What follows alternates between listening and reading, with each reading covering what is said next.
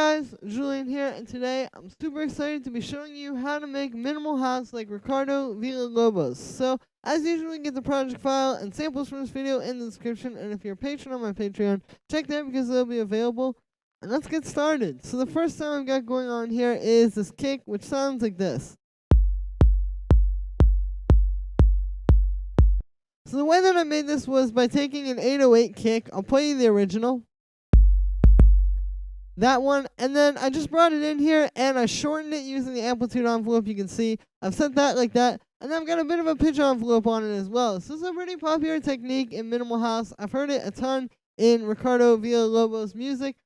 Yeah, just taking like an 808 kick like this, just like a really pure, simple kind of kick, and just really kind of like shaping it into your own with a sampler is a really, really good technique to make these kind of kicks. Like, it works really well. And so basically, like I said, all I've done here is I've just shortened it with the amplitude, and then I've added a bit of a pitch envelope. And what the pitch envelope is doing here is, you can see it's just adding this sort of click at the start of the sound. You can hear that's what's adding the impact. So basically, the way this is working is it's just an envelope very similar to like an amplitude envelope where you start up high and then go down low. That's all it's doing here. It's just starting high and going low. And then the key here is just to have a really fast time. So I've got the decay time set like that, so you get that punch at the start of the sound. So that's really it for the kick. The next sound that I have here is the shaker / hi-hat combo, which sounds like this.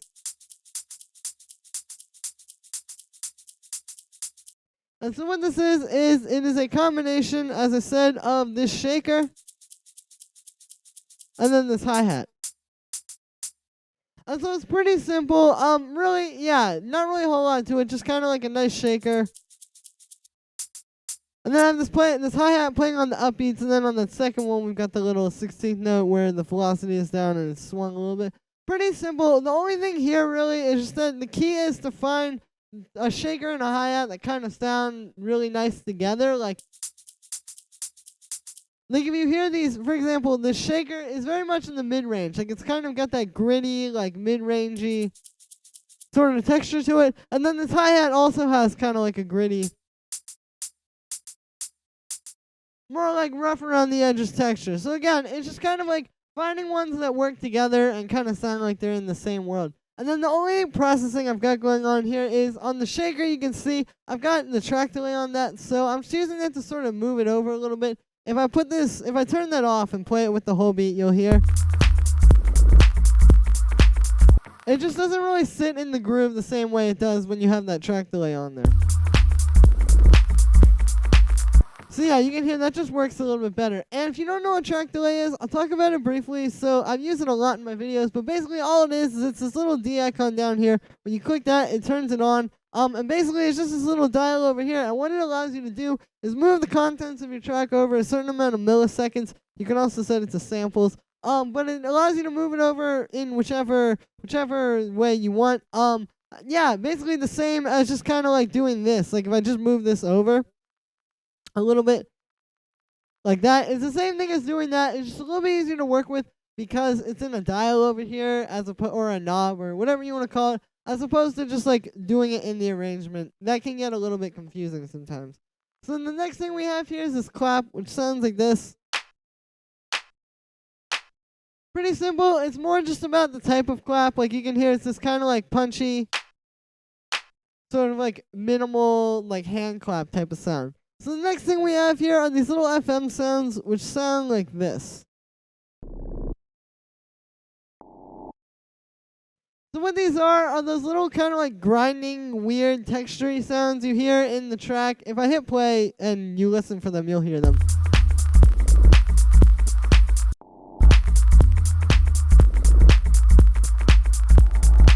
So it's just those two little things. And the reason why I have these in here is because in minimal house, a lot of times, not just in Ricardo Villalobos tracks, but in a ton of other producers' tracks, they tend to have these kind of sounds, like these sort of weird sounds that aren't really like melodic. They're not melodic and they're not percussive. They're kind of just like effects, you know. It's kind of like extra ear candy. And what it does is it adds a lot of texture and kind of like context to the beat. The thing about minimal house is it is very simple, but then it's also not. Like, it's very complex, simple music, if that makes any sense. Like, it's kind of like trying to make simple music, but adding a lot of things to it that are kind of like subtleties that make it more than just like really simple music. Like, truth be told, if we really wanted this to be like quote unquote minimal house, then we could just have it be like literally just these elements, or even just like that. And that would definitely be very minimal, and it would be house music. But minimal house, like I said, isn't really that. It's more like sort of complex, simple music. And so, yeah, that's what these layers are adding. It's basically just kind of like adding some little complex kind of like, I guess, ear candy, you know? It's just that extra cool textured stuff. So the way that I made these was with operator. That's why I called them FM sounds, because it's FM synthesis, and they're both made pretty similarly. So I'll show you this first one. This is the sound. Basically what it is I've got a bunch of sine waves here doing some FM, and then I've got the second one, I've got the chorus pitch at 3, and then you can see on the third one, this is what's giving it that weird kind of like texture. I have the fine tuning set like that. So here's what the fine tuning just set normally. You can actually hear the note, and then that's with it all out of tune. So that's how I'm creating that kind of like grinding, I guess you would say, sound. It's like a little bit more rough, and it's not like pitched. And then on the second one, yeah, it's pretty much the same kind of thing. You can see I just have this one set a little bit differently, like the fine tune is set differently, the chorus pitch on that one is set differently. And then on this one I also added a bandpass filter. It just kind of changes it. I wanted to have it be like a different one each time. I didn't want it to just be the same one every time it hits. And I'll talk about the notes as well. Like, this is just playing these low notes, and I've just got it hitting on the 3. Pretty simple, but when you make these kind of sounds, you just have to make sure they fit into the beat rhythmically as well as sonically. Like, you don't want to just have this playing all the way through. You have to have kind of like an interesting way to put it. So that was what I did there. Then I have these grouped together, and on the group I have 2 effects. So the first thing I have is just a bit of chorus. It just adds a bit more dimension to the sounds. If I turn it off, you can hear they were just a little flat. So yeah, having that I feel like really helps to add some dimension to it. Then after that, I just have a compressor side chaining into the kick. So the next thing we have here is this drum rack, which sounds like this.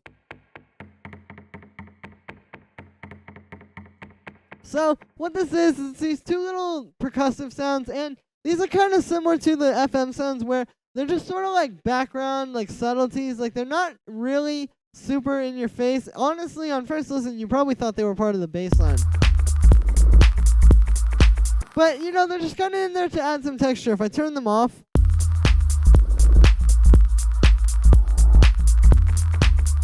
you can hear it's not quite as nice as when I had them in there. Like, they add a bit of groove and, yeah, a bit of texture to the sound. So the way that I made these is actually by taking 2 bongo samples. Here's the first one, and here's the second one.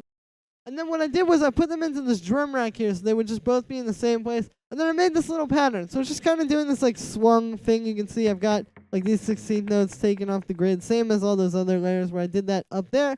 But yeah, so then what I did after that was I actually pitched these down, both minus 24, so down 2 octaves. So they're very low in pitch. If I turn off the effects, you will hear.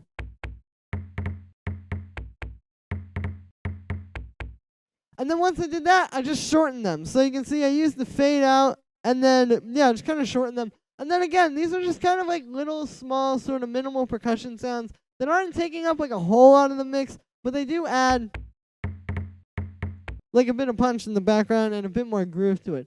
So then for effects on here, the first thing I have is this echo, which is playing 8th notes. It's set like this.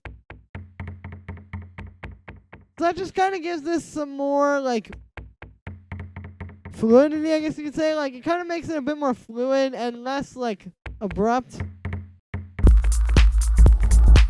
You can hear it doesn't really sound too cool in the beat. When we add the echo, I feel like, yeah, I really like the way those echoed percussions are playing. So yeah, then after that I got a bit of reverb, just gives it some more space.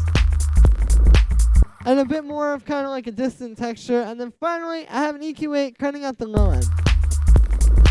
So that's it for those. The next sound that I have here is the bass, which sounds like this.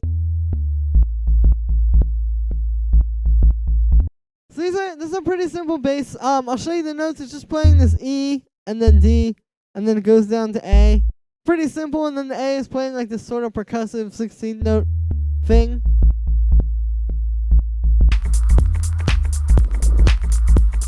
And yeah, so then for the sound on this one, the way I made this was using some FM. I was basically just going for like kind of a sine wave with a little bit more harmonic content, and that's basically what I got. So we have 3 sine waves here. You can see the first one's set like this, second one's set like this, third one is set like this. They're all at the same octave, and yeah, just doing a bit of FM with those.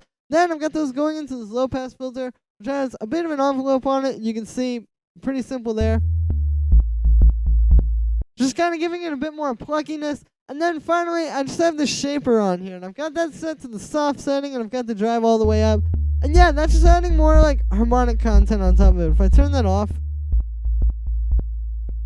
it's just a little bit too like flat and dry. But when you add that, it makes it a bit fatter. So then after that, I just have a compressor side chaining into the cake, and that's really it for the bass. The bass is pretty simple in this track and in this style in general. Then the last sound we have here is this chord, which sounds like this. So on first listen, this may not sound like much of a chord, but that's what it is. We're playing an A minor chord. That is the key we're in, A minor. And what I've got here is I've got this analog patch. And what this analog patch is doing is basically got 2 sine waves. You can see I've got them detuned pretty heavily. I've got the detune on the second one set, or on the first one set there. Those are then going into this bandpass filter, which is set like this. I got the frequency there and the resonance there. Here's without that. And then with it, so it's just kind of focusing in on that one range. This is how I have the amplitude envelope set. And then the last thing I have in here is this vibrato. And this is what makes it kind of like not really sound like a synth. You can hear theirs without it. I'll turn the effects off so you can hear it even more. And then here's with it. So I've got the amount at 100% and I've got the rate at 8.5 hertz.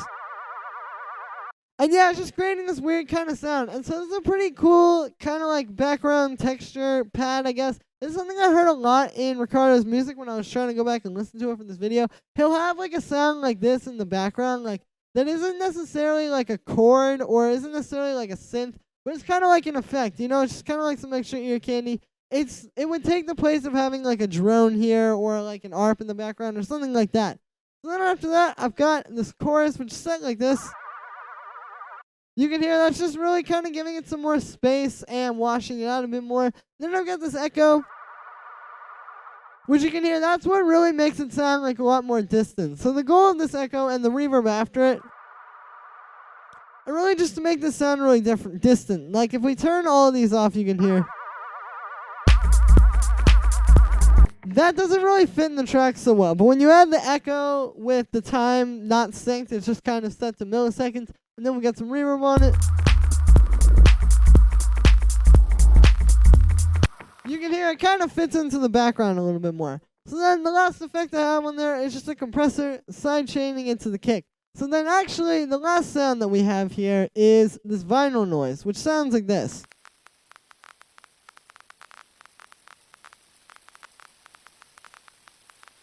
So the way that I did this was using Ableton's vinyl distortion, actually. So I think this is kind of like actually I know that this is a very sort of like underrated way to do vinyl noise. A lot of times when people put vinyl noise in their tracks, they usually just use like a sample. And I do that a lot as well. It's definitely not the worst way to do it. But what can happen a lot of times when you do that is you end up having it kind of sound like a little bit obviously like a loop, and it kind of ruins the effect. Like the goal of the vinyl noise is to have something kind of random in the background that's just not perfect, you know? It's just kind of like constantly changing, and it sounds like when you're listening to a record. Like when you play a record, the noise isn't the same every time. It's constantly changing because the noise is caused by a bunch of different factors that could just never be the same thing twice. So you want to kind of get that in the box as well when you're trying to get the fake sound or the fake vinyl noise, I guess, quote unquote. And so yeah, that's why I use the vinyl distortion, because the crackle thing on there is just a really, really good way to get that. It's like random and a lot more organic sounding, and it just doesn't have that like looped vinyl noise sample sound.